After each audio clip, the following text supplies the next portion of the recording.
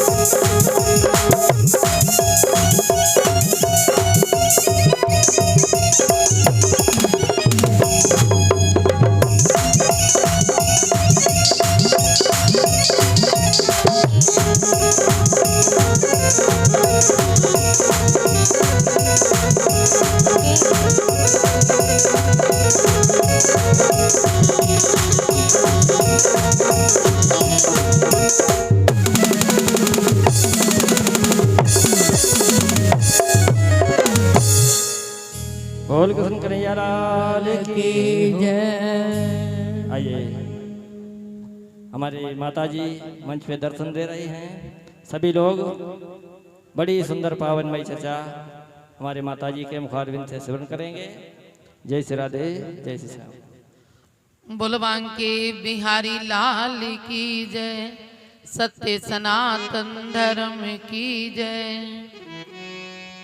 ध्यान मूलम गुरु मूर्ति, पूजा मूलम गुरु पदम, मंत्र मूलम गुरुर्वाक्यम, मोक्ष मूलम गुरु कृपा।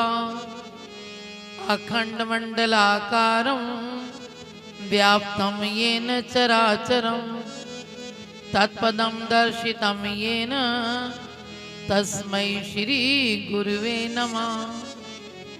नारायणं नमस्कृत्य नरं चैव नरोत्तमं, देवीं सरस्वतीं व्यासं ततो जयमुदीरयेत्।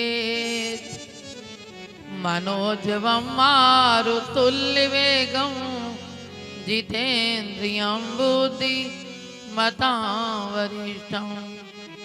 वातात्मजं वानरयूथमुख्यं, श्रीरामदूतं शरणं प्रपद्ये। नीलाम्बुजश्यामलकोमलाङ्गं, सीतासमारोपितवां पानौ महासायकचारुचापं, नमामि रामं रघुवंशनाथं। कर्पूरगौरं करुणावतारं, संसारसारं भुजगेन्द्रहारं। सदा वसन्तं हृदयारविन्दे, भवं भवानी सहितं नमामि। सच्चिदानन्दरूपाय विश्वोत्पत्त्यादिहेतवे, तापत्रय विनाशाय श्री कृष्णाय वयं नमः। सर्वमंगल मांगल्ये शिवे सर्वार्थ साधिके, शरण्ये त्र्यंबके गौरी नारायणी नमोस्तुते। या देवी सर्वभूतेषु मातृरूपेण संस्थिता, नमस्तस्यै नमस्तस्यै नमस्तस्यै नमो नमः। बोलो जगदियां जोतां वाली माता जी तुहाडी सदा। बोलो गंगा मैया की जय। परम पूज्य परम श्रद्धे श्रोत्रिय ब्रह्मनिष्ठ हृदय सम्राट सतगुरुदेव महाराज के चरणों में नमन। परम आदरणीय परम श्रद्धे आचार्य जी महाराज के चरणों में नमन। परम पूज्य परम श्रद्धे वंदों प्रथम मही सुरचरना ब्राह्मण देवताओं को नमन। और संगीत प्रसाद दे रहे माँ सरस्वती के भगतजन, इस कार्यक्रम के आयोजक हमारे गगन वर्मा जी परिवार सहित और जजमान लोग, माता बहन और भाइयों, आइए आज भागवत कथा का तृतीय दिवस है, तो 2 मिनट के लिए अपनी वाणी को पवित्र करेंगे। आओ श्याम जी, आओ श्याम जी कन्हैया नंदलाल जी, मेरे प्राणों से प्यारे गोपाल जी। आओ श्याम जी कन्हैया नंदलाल जी, मेरे प्राणों से प्यारे गोपाल जी। आओ श्याम जी कन्हैया नंदलाल लाल जी, मेरे प्राणों से प्यारे गोपाल जी। मेरे प्राणों से प्यारे गोपाल जी, मेरे प्राणों से प्यारे गोपाल जी। आओ श्याम जी कन्हैया नंदलाल जी, मेरे प्राणों से प्यारे गोपाल जी। आओ श्याम जी कन्हैया नंदलाल जी, मेरे प्राणों से प्यारे गोपाल जी। ओ मेरे प्राणों से प्यारे गोपाल जी, मेरे प्राणों से प्यारे गोपाल जी। आओ श्याम जी कन्हैया नंदलाल जी, मेरे प्राणों से प्यारे गोपाल जी। आओ श्याम जी कन्हैया मेरे प्राणों से प्यारे गोपाल, ओ मेरे प्राणों से प्यारे गोपाल जी, मेरे प्राणों से ओ मेरे प्राणों से प्यारे गोपाल जी, मेरे प्राणों से प्यारे गोपाल जी। आओ श्याम जी, आओ श्याम जी कन्हैया नंदलाल जी, मेरे प्राणों से प्यारे गोपाल जी। आओ श्याम जी कन्हैया नंदलाल जी, मेरे प्राणों से प्यारे गोपाल जी।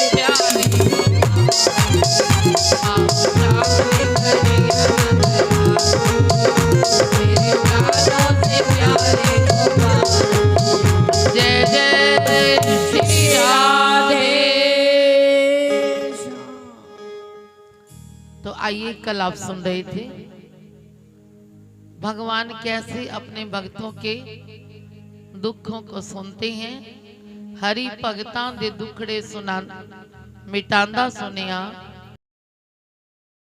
वर्णन आता है भीष्म पितामह के पास जाने के लिए भगवान धर्मराज युधिष्ठिर को कहते हैं चलो हम चलते हैं। तो वो साथ जाने लगते हैं तो एकदम उनको याद आता है क्या कि हम जिस भीष्म पितामह के पास जा रहे हैं उनको तो अर्जुन ने क्या किया जी, वहां तीनों की शैया पे सुला दिया है। शर्मा रहे थे तो भीष्म पितामह ने कहा आओ युधिष्ठिर, शर्माओ नहीं, ये तो बड़े दयालु हैं, बड़े कृपालु हैं, ये तो भक्तों को दर्शन देने खुद आते हैं, ये तो मेरा मरण सुधारने आए हैं, आओ। तो साथ चले गए। जब आगे पहुंचे तो कहते हैं भीष्म पितामह से भगवान जी ने कहा कि आप एक काम करो, इनको राजधर्म का उपदेश दो। वो उपदेश देने ही लगे थे तो द्रौपदी हंस पड़ी। पूछा द्रौपदी से आप हंसी क्यों? बोले महाराज उस समय तुम्हारा उपदेश कहाँ गया था जब भरी सभा के अंदर मेरे को नग्न किया जा रहा था। मैंने अपने पतियों को देखा शीश झुकाए हुए, पितामह को देखा आप भी शीश झुकाए हुए, अब उपदेश कैसे दोगे आप? भीष्म पितामह ने कहा देवी तुम सत्य कहती हो, उस समय मेरे अंदर दुर्योधन पापी का अन्न था, कहते हैं इसलिए मैं बोल ना सका। शास्त्रों में लिखा है जैसा खाओ अन्न वैसा बने मन, जैसा पियो पानी वैसी बोलो वाणी, जैसी रखोगे शुद्धि वैसी बनेगी बुद्धि। इसलिए देवी मैं उस समय बोल ना सका। अब मेरे अंदर से जब तीर लगे पाप का अन्न सारा बह गया खून के रास्ते, अब मैं शुद्ध हो चुका हूँ, उपदेश देने के काबिल हूँ। तो उन्होंने धर्मराज युधिष्ठिर को उपदेश दिया राजधर्म का। और भगवान जी ने भीष्म पितामह के चरण छुए। भीष्म पितामह ने भगवान जी को प्रणाम किया। भगवान जी बोले पितामह अगर मैं ही प्रणाम नहीं करूंगा तो औरों को क्या सिखाऊंगा मैं। गुरु महाराज जी कहा करते हैं अगर हम यहाँ व्यास गद्दी से आपसे कहें सच बोलो, हम ही झूठ बोलेंगे तो आप पर प्रभाव नहीं पड़ेगा। इसीलिए भगवान कहते हैं जिस कार्य को करने के लिए मैं कहता हूँ पहले खुद करता हूँ। तो भीष्म पितामह ने भगवान जी से ये वरदान मांगा था क्या, ऐसी दशा हो भगवन जब प्राण तन से निकले, ऐसी दशा हो भगवन जब प्राण तन से निकले, ऐसी दशा हो भगवन जब प्राण तन से निकले। कैसी दशा हो, बड़ा प्यारा सुंदर बना, आप भी कह दो।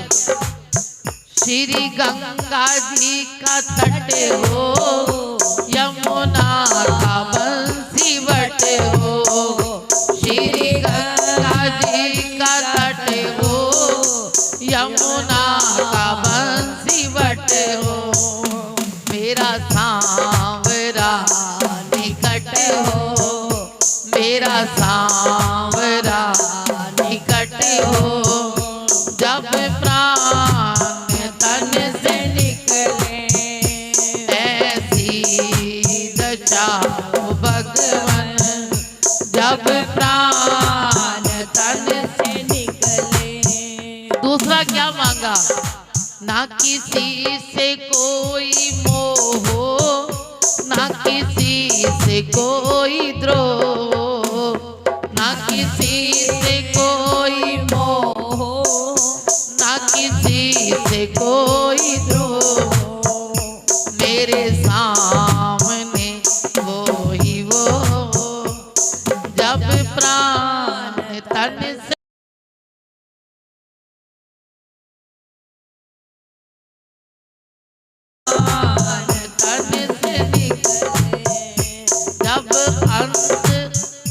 सुंदर कहा उन्होंने, जब कंठ प्राण आवे कोई रोग ना सतावे, जब कंठ प्राण आवे कोई रोग ना सतावे, यम दर्श ना दिखावे, जब प्राण तन से निकले ऐसी दशा भगवन, जब प्राण तन से निकले ऐसी दशा भगवन, जब प्राण तन से निकले। बड़ा सुंदर उन्होंने जो मांगा भगवान उनके सामने खड़े हो गए, क्योंकि भीष्म पितामह को इच्छा मृत्यु का वरदान मिला हुआ था। जब उत्तरायण आया तो भीष्म पितामह ने प्राण छोड़ने चाहे, भगवान सामने आकर खड़े हो गए।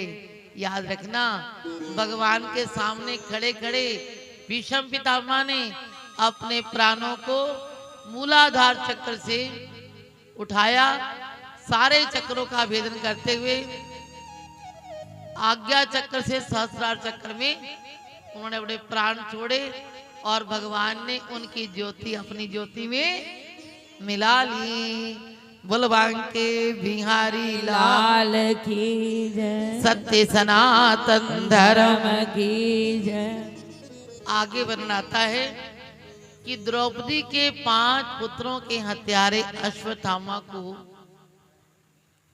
जब भगवान ने भीष्म पितामह ने कहा हम मारेंगे, तो द्रौपदी ने कहा मैं नहीं कहती उनको मारो।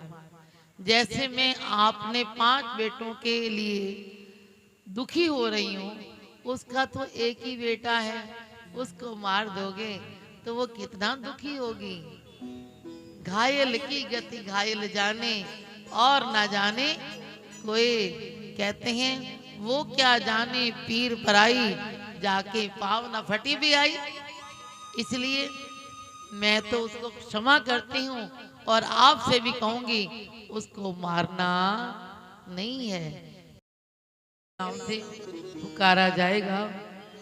और दूसरा, तुमने अपराधी को क्षमा किया है, ऐसे कोई क्षमा करता नहीं है। देवी अगर इसको दंड नहीं देंगे तो इसका हौसला और बढ़ेगा। तो कहती हैं भगवान जी ने उसके मस्तक की मणि निकाल ली और उसकी चोटी काट दी। ब्राह्मण के लिए ये बड़ा क्या होता है जी, अपमान।